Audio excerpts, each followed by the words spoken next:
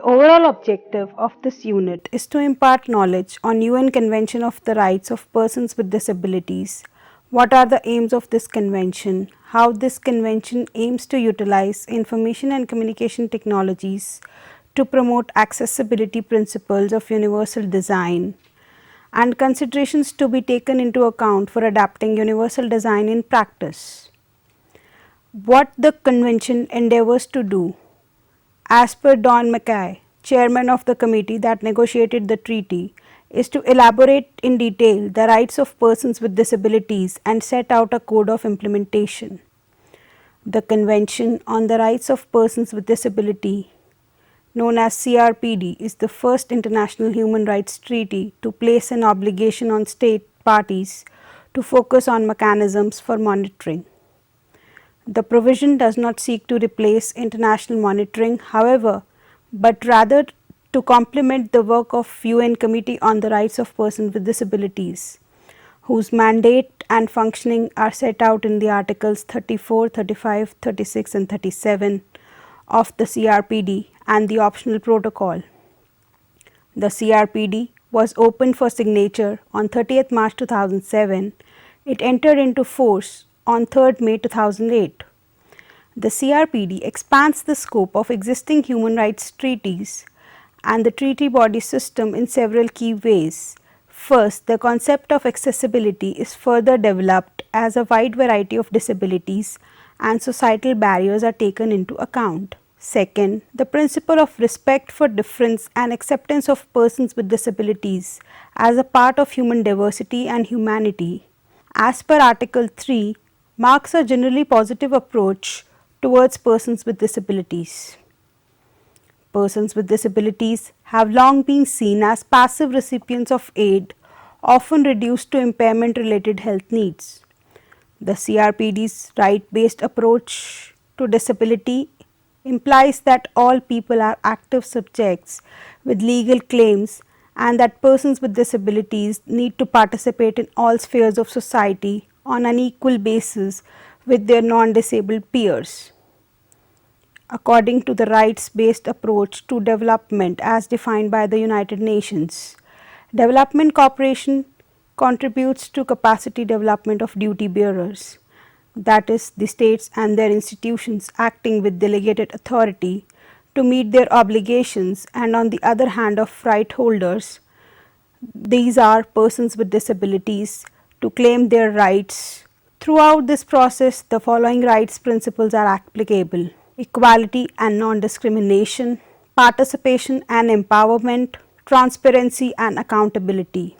Development cooperation, as described in Article 33, seeks to address the multiple barriers to the inclusion of persons with disabilities, physical, attitudinal and communicational barriers. As these barriers can be found in all sectors and at all levels, a rights-based approach to disability is relevant for programs in a variety of areas, including infrastructure, information and communication, health, education, employment, community living, economic development, and national or regional or local governance. In essence, the CRPD is a targeted response to an overlooked human rights and development challenge. About 15.3% of the world's population, or 1 billion persons, live with some form of disability. Persons with disabilities tend to be acutely vulnerable to exclusion. Persons with disabilities are disproportionately poor, and poor people are disproportionately disabled. Furthermore, there are estimated 150 billion children in the world with disabilities, about 4/5 of them in developing countries, and millions more live with parents or relatives with disabilities. No society can ignore such a massive number of people and leave them on their own. The CRPD is also a unified response to the fact that although pre-existing human rights conventions offer considerable potential to promote and protect the rights of persons with disabilities, this potential was not being tapped, particularly within the framework and efforts of global development initiatives. Persons with disabilities continued being denied their human rights and were kept on the margins of society in all parts of the world.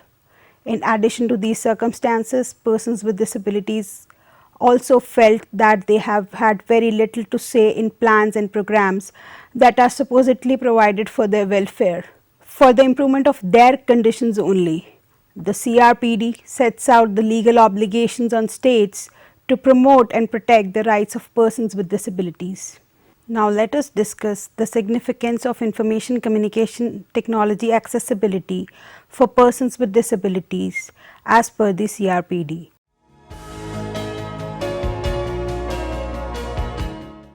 The significance of information communication technology accessibility for persons with disabilities is best described by the language found in paragraph 5 of the preamble of the CRPD, which recognizes the importance of accessibility to the physical, social, economic and cultural environment, to health and education, and to information and communication in enabling persons with disabilities to fully enjoy all human rights and fundamental freedoms. While the preamble clearly defines accessibility as an enabler for persons with disabilities to exercise their rights, Article 3F of the Convention also identifies accessibility as one of the 8 general principles. Article 9 is dedicated to accessibility and stipulates that to enable persons with disabilities to live independently and participate fully in all aspects of life, state parties shall take appropriate measures to ensure to persons with disabilities access on an equal basis with others to the physical environment, to transportation, to information and communications, including information and communications technologies and systems, and to other facilities and services open or provided to the public both in urban and rural areas. Furthermore, Article 2 describes reasonable accommodation and the lack thereof as discrimination. In the case of information and communication technologies, because many accessibility and assistive solutions are available and already implemented, it can be inferred that the CRPD dispositions on reasonable accommodation apply in most cases. For example, an inaccessible website may not allow persons with disabilities to obtain information or use a service on an equal basis with others. Yet, the methods to create accessible websites are well documented and if implemented correctly do not cost more nor constitute a disproportionate or undue burden. Countries that join in the convention engage themselves to develop and carry out policies, laws and administrative measures for securing the rights recognized in the convention and abolish laws, regulations, customs and practices that constitute discrimination as per the Article 4. Article 8 says that as a change of perceptions is essential to improve the situation of persons with disabilities, ratifying countries are to combat stereotypes and prejudices and promote awareness of the capabilities of persons with disabilities. Countries are to guarantee that persons with disabilities enjoy their inherent right to life on an equal basis with others as per the Article 10, and Article 6 ensures that the equal rights and advancement of women and girls with disabilities, while Article 7 protects children with disabilities. Children with disabilities shall have equal rights, shall not be separated from their parents against their will, except when the authorities determine that this is in the child's best interests, and in no case shall be separated from their parents on the basis of a disability of either the child or the parents, as per the Article 23. Article 5 binds countries to recognize that all persons are equal before the law, to prohibit discrimination on the basis of disability and guarantee equal legal protection. Countries are to ensure the equal right to own and inherit property, to control financial affairs and to have equal access to bank loans, credit and mortgages as per the Article 12. Article 3 says that the countries should ensure access to justice on an equal basis with others, and the countries should make sure that persons with disabilities enjoy the right to liberty and security and are not deprived of their liberty unlawfully or arbitrarily as per the Article 14. Countries must protect the physical and mental integrity of persons with disabilities just as for everyone else as per the Article 17. Article 15 guarantees freedom from torture and from cruel, inhuman or degrading treatment or punishment, and prohibit medical or scientific experiments without the consent of the persons concerned. Laws and administrative measures must guarantee freedom from exploitation, violence and abuse. In case of abuse, states shall promote the recovery, rehabilitation and reintegration of the victim and investigate the abuse as per the Article 16. Article 22 ensures that persons with disabilities are not to be subjected to arbitrary or illegal interference with their privacy, family, home, correspondence or communication. The privacy of their personal, health and rehabilitation information is to be protected like that of others. Persons with disabilities must be able to live independently, to be included in the community, to choose where and with whom to live, and to have access to in-home, residential and community support services as per the Article 19. Article 20 says that personal mobility and independence are to be fostered by facilitating affordable personal mobility, training in mobility skills and access to mobility aids, devices, assistive technologies and live assistance. Countries recognize the right to an adequate standard of living and social protection. This includes public housing, services and assistance for disability related needs, as well as assistance with disability related expenses in case of poverty as per the Article 28. Countries are to promote access to information by providing information intended for the general public in accessible formats and technologies, by facilitating the use of braille, sign language and other forms of communication, and by encouraging the media and internet providers to make online information available in accessible formats as per the Article 21. Article 23 deals with discrimination relating to marriage, family and personal relations for persons with disabilities. Persons with disabilities shall have the equal opportunity to experience parenthood, to marry and to found a family, to decide on reproductive and family planning education and means, and to enjoy equal rights and responsibilities regarding guardianship, wardship, trusteeship and adoption of children. Persons with disabilities have the right to the highest attainable standard of health without discrimination on the basis of disability. They are to receive the same range, quality and standard of free or affordable health services as provided to other persons, receive those health services needed because of their disabilities and not to be discriminated against in the provision of health insurance as per the Article 25.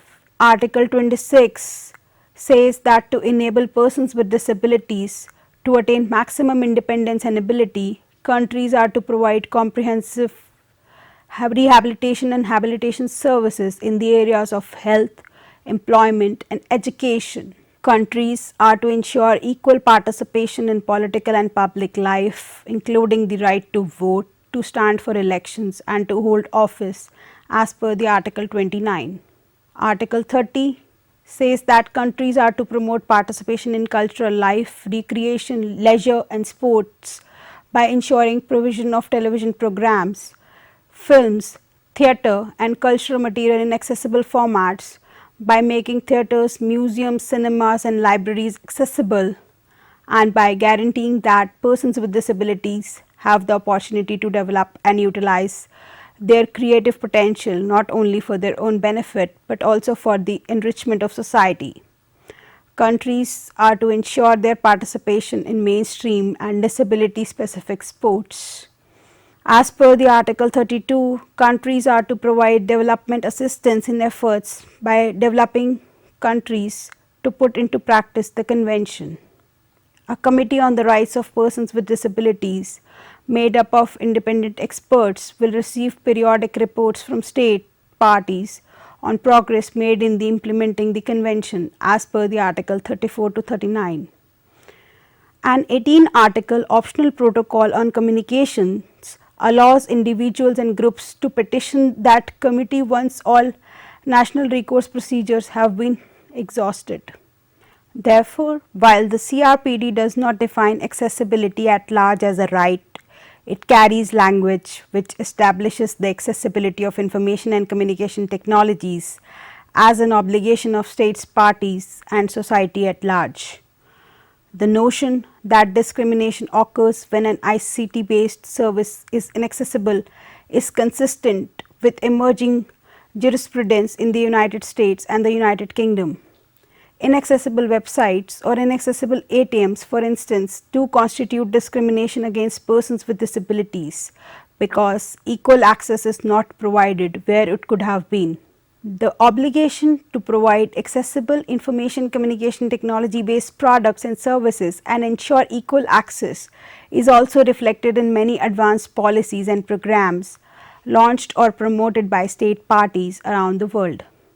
Examples of such programs include captioning or signing of television programs, which is implemented to some extent by 71% of the countries. Offering relay services for deaf and speech impaired users of telephony, which is implemented by 26% of the countries. Implementation of computer based assistive technologies in schools and universities. 52% of the countries have some level of implementation in this case. Providing accessible government websites, which is implemented by 45% of the countries, and accessible public electronic kiosks or ATMs deployed, which is implemented by 39% of the countries. Now, let us discuss how CRPD defines national accessibility standards and monitoring their implementation.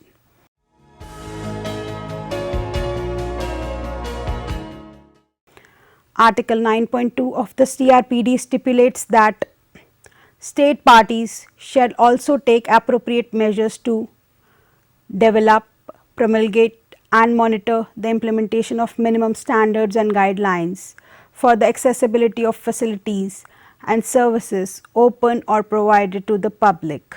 While this disposition should apply to ICT based services provided to the public, it does not mention products, and the term facility cannot apply to information communication technologies. However, to the extent that country reporting guidelines for state parties to the CRPD do cover public procurement rules, the adoption by state parties of accessibility standards for ICT products would be expected. One of the issues in developing national information communication technology accessibility standards is the potential risk of involuntarily fragmenting the global market for accessible information communication technologies. This in turn can reduce the positive impact of global economies of scale, raising the cost of devices for persons with disabilities and creating new barriers in interoperability, especially in relation to the use of assistive technology. This may be the case, for example, of hearing compatibility standards with telephone handsets or the ability of screen readers to read web pages. It is therefore imperative that state parties adopt and promote international standards to the greatest extent possible. Most often at the country level, telecom regulatory authorities and information communication technology ministries are the logical center of expertise for information communication technology standards among government agencies. Of paramount importance because they affect broad audiences, which are mobile accessibility standards, web accessibility standards, fixed telephony accessibility standards, television accessibility standards and e-book standards. However, other areas of information communication technology accessibility which states parties must consider are ATMs and mobile payments, electronic voting machines, public transportation automated kiosks and electronic public signage. Now, let us see how CRPD attempts to promote assistive technologies.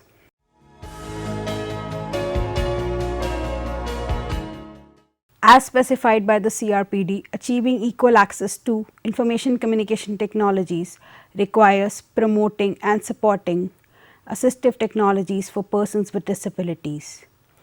Article 4.1 Section G requires state parties to undertake or promote research and development of and to promote the availability and use of new technologies, including information and communication technologies, mobility aids, devices and assistive technologies suitable for persons with disabilities, giving priority to technologies at an affordable cost.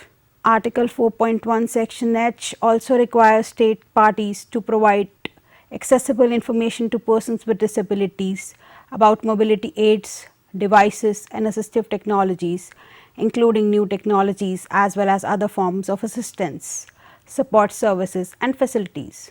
A majority of state parties have policies and programs promoting assistive technologies in the context of special education services at school and universities, workplace accommodation and rehabilitation services. Article 24 promotes inclusive education, which implies that regular schools and classrooms must accommodate students with disabilities. As a reference, 13% of the students in kindergarten to 12 in the United States live with a disability, of which 5% have learning disabilities.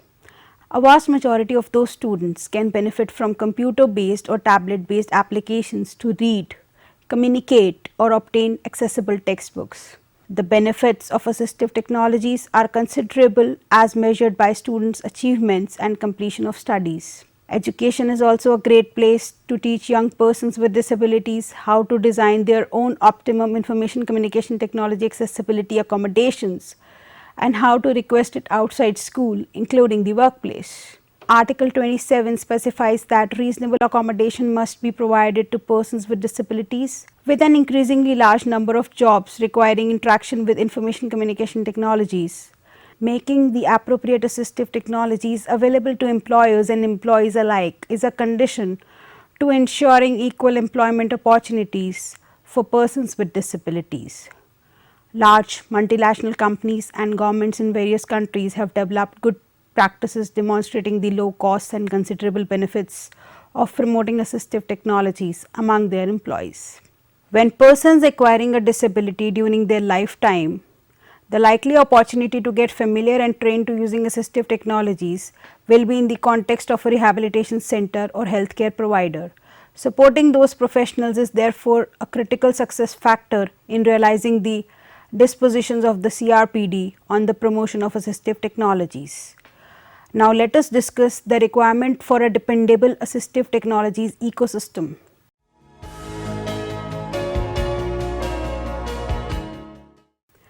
Critical to the proper deployment of assistive technologies are the training and support of users and the maintenance of technology.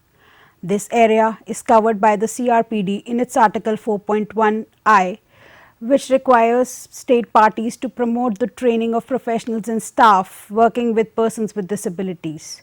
Without proper support resources, the deployment of assistive technologies and their effective adoption by persons with disabilities can only fail. In fact, from an investment standpoint, the cost of services such as distribution, training, support and maintenance of assistive technologies is the largest expense to be considered.